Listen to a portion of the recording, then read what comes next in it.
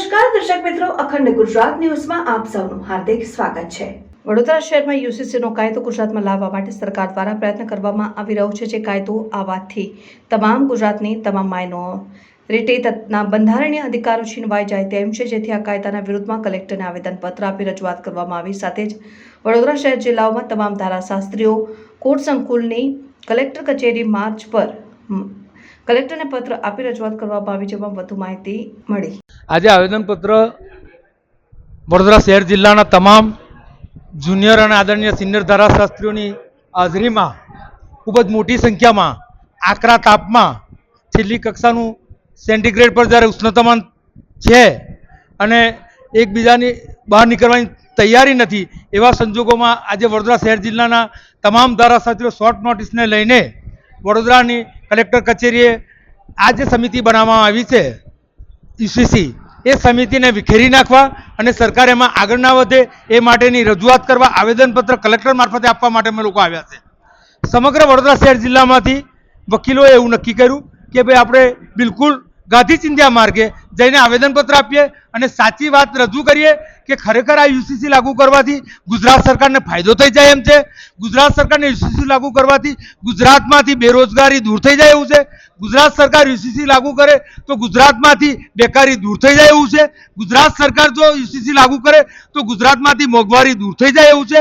ગઈકાલે બાબા સાહેબ આંબેડકર જેઓ બંધારણના રચયિતા ઘડવૈયા, જેઓએ ગઈકાલે જ હજુ એમની 134મી જન્મજયંતિની સમગ્ર દેશ ઉજવણી કરી રહ્યો હોય ત્યારે એમના જ બંધારણને છેદ ઉડાડી દેવા માટે, એમના તમામ અનુચ્છેદોનો નાશ કરવા માટેની આ સરકાર પ્રયત્ન કરે। કાલે એક કાર્યક્રમમાં બાબા સાહેબના જ એક કાર્યક્રમમાં આપણા ગુજરાતના મુખ્યમંત્રી સાહેબ એવું કે ભાઈ આ બાબા સાહેબ એ બિલકુલ એના બંધારણના અને સમાનતાના સૈનિક હતા। તો તમે જો સમાનતાના સૈનિક બાબા સાહેબને કહેતા હોય ત્યારે આ સમાનતા લાવવાનું તમારું કારણ શું છે? શા માટે આવું કરો છો? ગઈકાલે આપણા ભારતના વડાપ્રધાન આપણા ગુજરાતના પનોતા પુત્ર એ કાલે એવું કે દિલ્હીથી કે આખા દેશમાં યુસીસી ભાઈ યુસીસી ના લાગુ થાય। 2018માં તમે યુસીસી લાવવાની કોશિશ કરી, તે દિવસે સમગ્ર હિન્દુસ્તાનના મુસ્લિમો અને બીજી લઘુમતીઓ એનો વિરોધ કર્યો। લગભગ 5 થી 5.5 કરોડ લોકોએ વિરોધ કર્યો અને તમારા રિપોર્ટમાં 2021ના લો કમિશનના રિપોર્ટમાં એવું ડિક્લેર કર્યું કે ભાઈ ઇચ્છનીય નથી, યુસીસી એને ના લાવવું જોઈએ, એને જરૂર નથી।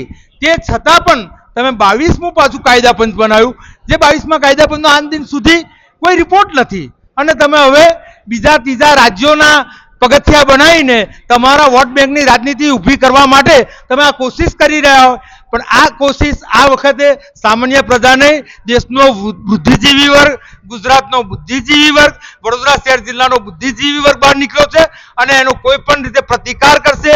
અભી તો ये जाकी है, पूरा गुजरात बाकी है।